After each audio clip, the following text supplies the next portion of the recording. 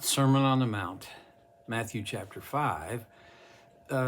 Last time I went on and on about the whole idea of loving your enemy and what that might look like. The greeting of not just your friends, but acknowledging that people who are not like you, who don't fit in your categories, are still people, and they're to be recognized at the least. And then a very curious thing at the very end of that thought in verse 48, be perfect, therefore, as your heavenly Father is perfect.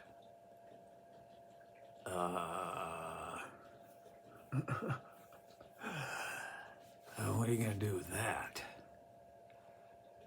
I am not perfect. I am quite imperfect. On my best day, I'm not perfect. What?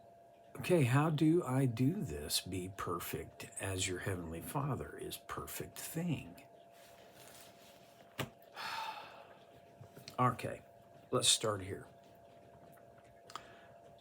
What does perfect mean?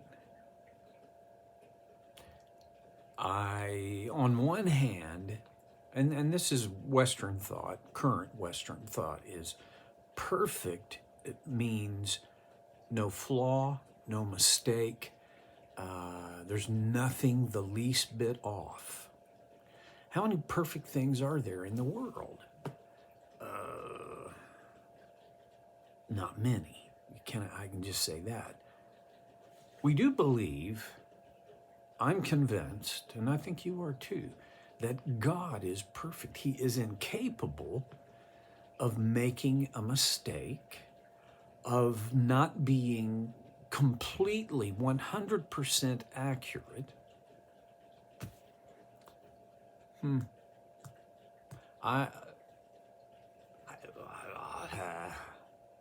I'm stuck. Be perfect as your Father in heaven is perfect? Ooh. Okay, under that definition of perfect, man, the best I can do is make effort toward being perfect. There's this other way that perfect can be interpreted. And it may be that this would be more accurate to the time and the culture in which Jesus spoke that word. And it has to do with complete. Be complete. Now, another phrasing of that is bring to completion. So still, I can't get past the fact that we're talking about something that is virtually impossible for human beings.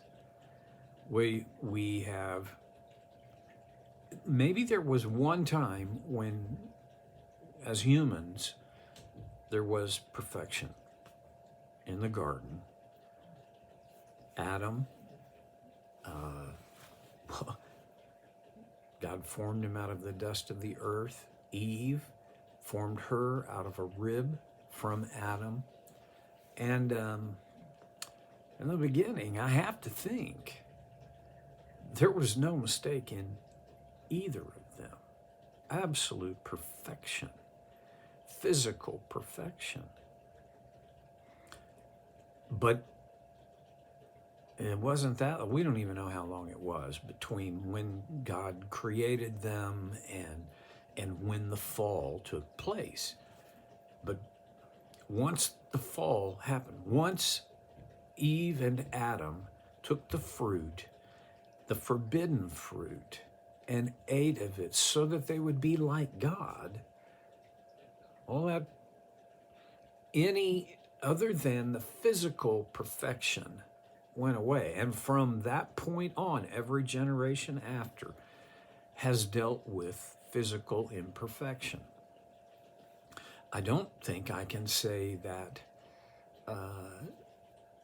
Adam and Eve were intellectually perfect, although I do think they were capable of learning and understanding and communicating, and and yet they had limitations. So this whole idea of human perfection, that's I don't know. The law, and by Jesus' day, and really preceding Jesus by many generations, the teachers of the law, the rabbis, their concept, and you know what? In a way, I don't really even blame them for this, but their concept was way you connect with God, and the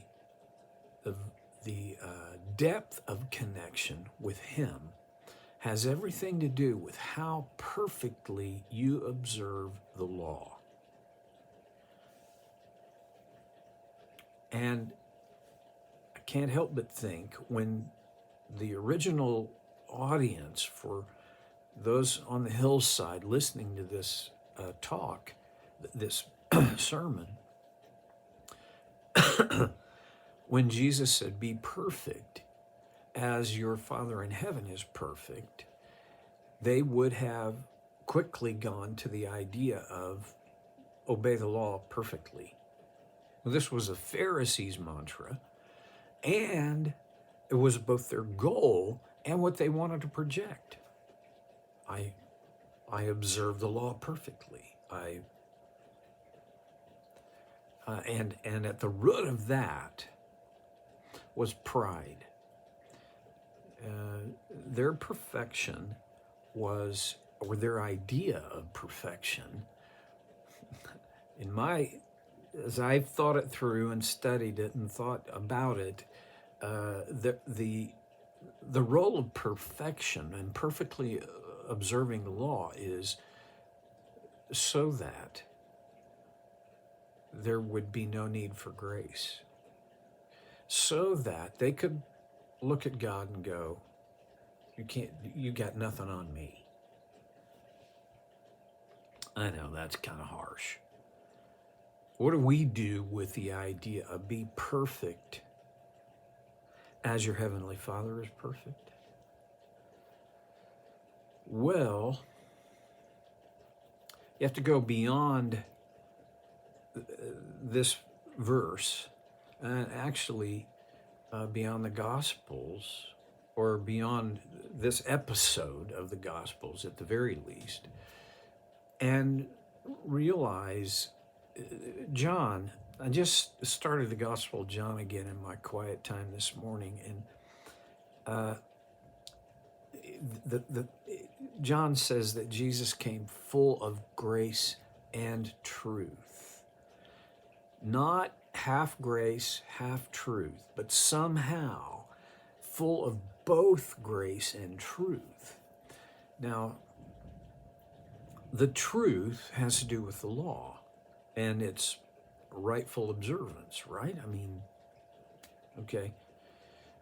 And I think it also has to do with the justice that has to be associated with the law. Grace, which trumps? Does truth, grace trump grace, or does grace trump truth? It's not the right. In a way, that's the wrong question. I once heard it like this. So, which blade of the scissors is more important? And the truth is, you don't have scissors until you have both blades. You don't have fullness of life without both truth and grace and truth. For us, There's only one way for us to be perfect as our Father in heaven is perfect, and that is through the grace of Jesus. We, according to Paul, are given righteousness.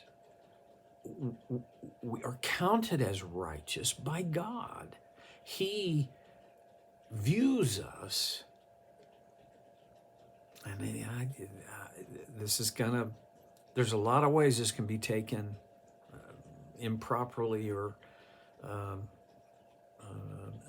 beyond its actual meaning, but when he sees us as perfect.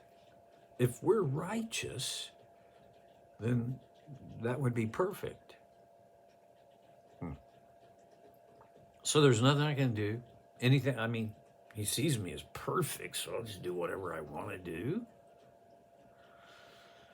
No. See, here's why the power in God seeing me as perfect is in that if I come to believe that this is how God